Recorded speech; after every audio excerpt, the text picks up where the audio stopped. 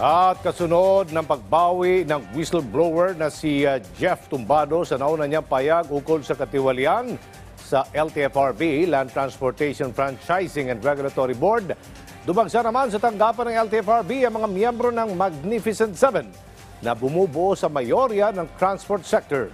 Hindi pa ipakita kanilang suporta sa nasuspinding chairman nito na si Attorney Teofilo Guadis III. Paglilinaw ng ilang pinuno ng transport group, hindi sila nagpoprotesta dahil iginagalang at nirerespeto nila ang desisyon ni Pangulong Ferdinand R. Marcos Jr. sa pagkakasuspinde ni Guadis.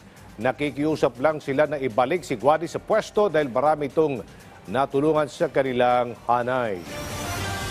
Sa kauna-unahang pagkakataon, ngayon lamang po kami nakakita na isang chairman na inuunawa, iniintindi ang lahat ng problema na inilalapit namin sa kanila.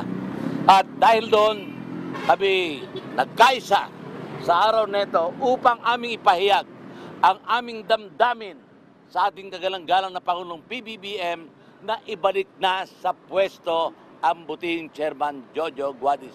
Ibalik! Ibalik! Ibalik!